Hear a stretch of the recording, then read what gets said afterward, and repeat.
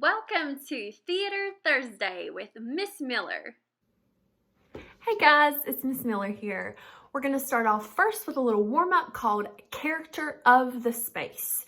So whatever space you're in, whether it's your living room, you're outside in your yard, I want you to start walking around that space. Keep walking. Now I want you to pretend like you're walking through pudding. That's right, pudding.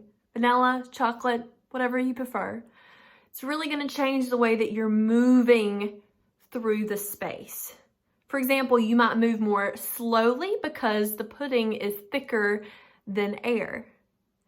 After a while, I want you to pretend the space has turned into clouds. Start moving through the clouds. Feel how your body might be if it was to move through those clouds.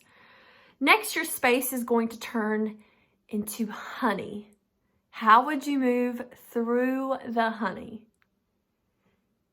Next, I want you to try to move through your space as if the air is filled with popcorn. What would this look like? Next, I want you to move through the space as if it's mashed potatoes. Try to move through those mashed potatoes. What would that look like with your body? Next, I want you to move through the space as if it's outer space. Would your body be weightless? What would that look like? Next, move through the space as if you're walking through mud. Really sticky, gooey mud. Next, move through the space as if there's feathers all in the air. Move through it. Maybe they're tickling your nose. Next, I want you to move through the space as if you're walking through taffy. Taffy. Last, I want you to move through the space as if you're moving through snow, but not just on the ground. It's all in the air. So what would that look like? Next, we're going to do, instead of character in the space, we're going to do this. It's called shoe character of the space.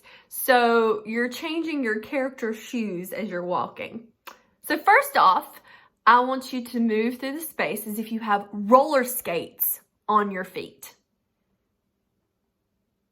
Next, move through the space as if you have space boots on, whatever that means. Next, move through the space as if you have ballet slippers on your feet or tap shoes, whichever. Next, move through the space as you are wearing cowboy boots.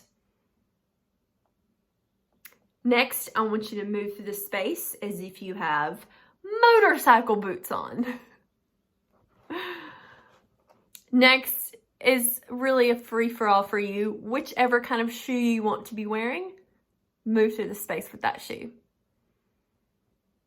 Thanks, guys. I hope you had fun with my character through the space and shoe character of the space activity today. Hey guys, Miss Miller here again. This is an activity I'm going to post. You'll have the link below you for 3rd through 6th grade students.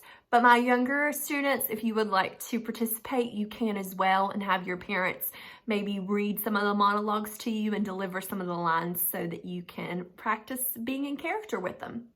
So we're going to look at monologues today. For those of you who haven't had my monologue lesson at school, this is a review for my 5th and 6th grade students. But for my younger students, this is definitely a new topic, but very easy to grasp. So a monologue first, and I'll put the definition below on the screen. A monologue is one speech by an actor in a movie or a play. It's just one long section where they're just talking by themselves to another character. The other character is not there. So this works for you being by yourself. Maybe you're by yourself, maybe you have siblings, but if you're alone at home, you still can act and still be in character and still use your imagination. So with these monologues today, when you're practicing, there's some tips for you so that you can perform the best monologue. And first, I want you to try practicing saying your lines in some different ways. Don't just go with the first gut instinct you have about, I should say this line this way. Maybe try it a couple different ways. That way you get, the best creative version out of your monologue. Next, when you're saying your monologue, I want you to project your voice. This means I want you to fill the space, whatever space you're in, with your voice.